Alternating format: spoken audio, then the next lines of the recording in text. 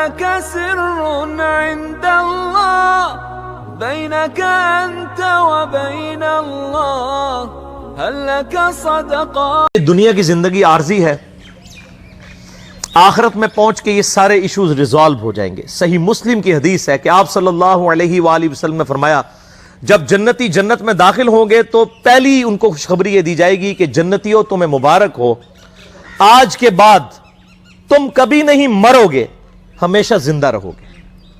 موت ختم ہو جائے گی. جو بخاری میں آتا ہے کہ موت مینڈے کی شکل میں لا کے میدان محشر میں قتل کر دی جائے گی. جنتیوں کے لیے خوشخبری ہوگی کہ اب ہمیں جنت سے نکالا نہیں جائے گا، اور دوزخیوں کے لیے اس میں عذاب ہوگا کہ ہمیں موت نہیں آئے گی. تو مسلم شریف کے الفاظ ہیں، پہلی خوشخبری جنت میں داخل ہو جانے کے بعد کہ مبارک ہو، آج کے بعد تمہیں کبھی موت نہیں آئے گی. نمبر 2، آج کے بعد تم کبھی بوڑھے نہیں ہوگے، ہمیشہ جوان رہو گے، 30 سال عمر رہے گی. نمبر 3، کبھی بیمار نہیں پڑو گے، ہمیشہ ہی تندرست رہو گے. نمبر 4، کبھی بدحال نہیں ہوگے، ہمیشہ خوشحال رہو گے. اور 5ویں خوشخبری تو سب سے اوپر ہے کہ آج کے بعد اللہ تم سے کبھی ناراض نہیں ہوگا، ہمیشہ راضی ہی رہے گا. جنت میں کوئی ایسا عمل نہیں ہوگا کہ جس کی وجہ سے اللہ تعالیٰ ناراض ہو. یہ ساری جو حدود اللہ ہیں یہ دنیا میں. جنت میں اہل ایمان کو سونے کے کنگن پہنائے جائیں گے. دنیا میں مرد کے لیے سونا حرام ہے، دنیا میں مرد کے لیے ریشم حرام ہے، لیکن قرآن حکیم میں آتا ہے ریشمی لباس پہنایا جائے گا جنتیوں کو. جنت میں کوئی ایسا عمل نہیں ہوگا جس سے اللہ تعالیٰ ناراض ہو. لیکن دنیا کی زندگی پھر قید خانہ ہے. صحیح مسلم میں حدیث ہے، آپ صلی اللہ علیہ وآلہ وسلم نے فرمایا کہ دنیا کی زندگی مؤمن کے لیے قید خانہ ہے اور کافر کے لیے جنت ہے. قید خانہ اس لیے کہ اسے ہر لمحے سوچنا پڑتا ہے یار اے پتہ نہیں اللہ ناراض نہ ہو جائے، اے میں کیتا اے غلط نہ ہوئے، یہ کر دیا یہ غلط نہ ہو. تو ہر وقت ایک قید خانے کسی کی سچویشن ہے. لیکن یہ دنیا کی چھوٹی سی زندگی دے کے آخرت کی زندگی لے لی جائے تو کوئی مہنگا سودا تو نہیں ہے. آپ دیکھ لیں کہ اگر کسی شخص کی زندگی 1 ارب سال ہو اور دوسرے شخص کی زندگی 1 ارب سال اور 1 دن ہو تو اس میں کوئی فرق نہیں ہے، دونوں ارب سال ہی جی رہے ہیں. لیکن یہ 1 سال دنیا کی زندگی اور ارب سال خرب سال آخرت کی زندگی، اگر کوئی یہ 1 سال کی یا 1 دن کی زندگی دے کے وہ ارب سال کی زندگی کما لے، وہ فائدے میں ہے، یا جو یہ 1 دن کی زندگی جو ہے اس کو عیاشی سے گزار کے 1 ارب سال کی زندگی گنوا دے. جو مسلم شریف میں حدیث ہے کہ دنیا اور آخرت کی مثال اس طرح ہے، کوئی شخص انگلی ڈبوئے سمندر میں، جو پانی لگتا ہے انگلی کے ساتھ وہ دنیا کی زندگی ہے اور سمندر آخرت کی زندگی. تو اصل تو ناکام وہ ہے، لیکن یہ معاملہ بڑی مشکل سے سمجھ آتا ہے. صحیح مسلم میں ہی ایک حدیث ہے، صحیح مسلم کا جنت والا چیپٹر ضرور پڑھیں، آپ کو یہ ساری چیزیں مل جائیں گی کہ آپ صلی اللہ علیہ وآلہ وسلم نے فرمایا اللہ تعالیٰ نے جنت کو جو ہے وہ ناگوار چیزوں سے ڈھانپ رکھا ہے. یعنی جنت تک پہنچنے کے لیے آپ کو بڑی ناگواری کی زندگی گزارنی پڑے گی، گرمیوں کے روزے رکھنے پڑیں گے، نمازیں پڑھنی پڑیں گی، حلال و حرام کی تمیز کرنی پڑے گی، رشتہ داروں کے ساتھ صلہ رحمی کرنی پڑے گی. تو یہ بڑی ناگوار چیزیں ہیں، یہ کرنے کے بعد جنت آئے گی. یہ آبسٹیکلز ہیں. اور دوزخ کو اللہ نے شہوات سے ڈھانپ رکھا ہے، جس نے کہا نا کڑگا لانا، کہ دوزخ کی طرف ہر بندہ ہی لپکے گا. دنیا کی ہر عیاشی جو ہے وہ دوزخ کی طرف لے جائے گی جو شرعی حدود کو پامال کرنے والی ہے. اور اس کی تفسیر میں حدیث ہے جامعہ ترمذی، سنن نبی داؤد اور سنن نسائی کے اندر بڑی مشہور حدیث ہے. آپ صلی اللہ علیہ وآلہ وسلم فرماتے ہیں کہ جب اللہ تعالیٰ نے جنت کو پیدا کیا تو جبرائیل علیہ السلام سے کہا کہ جائے جنت وزٹ کر کے آئیں.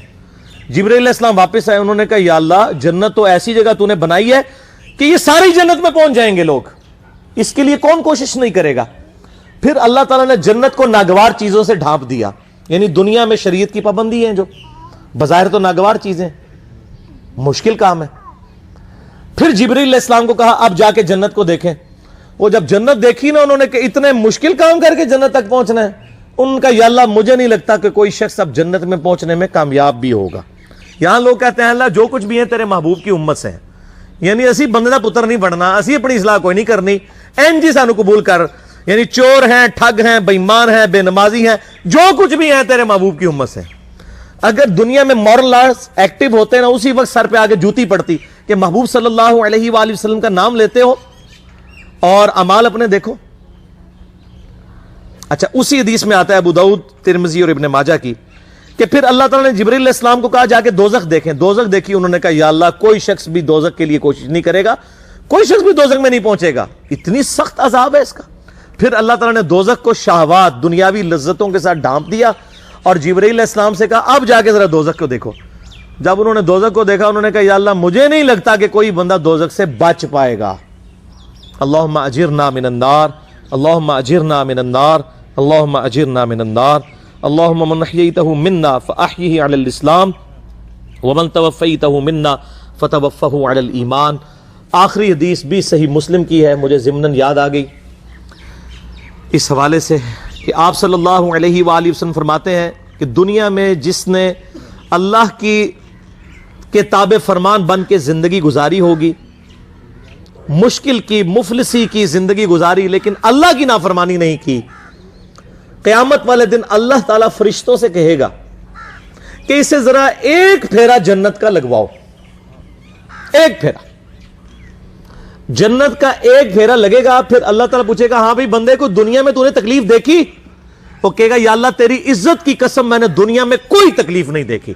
کیونکہ رزلٹ سامنے آ گیا نا. ہمیں بھی یاد ہے جب میں انجینئرنگ یونیورسٹی میں پڑھتا تھا تو ہم لوگ بڑی محنت کر کے تیاری کرتے تھے. جب ہمارے یعنی پوزیشن آ جاتی تھی کلاس کے اندر تو بڑے خوش ہوتے تھے. ہمیں اپنی وہ زندگی کی محنتیں یاد بھی نہیں ہیں. اس کے بعد اچھی جاب لگی تو وہ اپنی انجینئرنگ یونیورسٹی کی راتیں جاگنا اور پڑھائی کرنا یاد تک نہیں ہے کیونکہ آسائش مل گئی نا,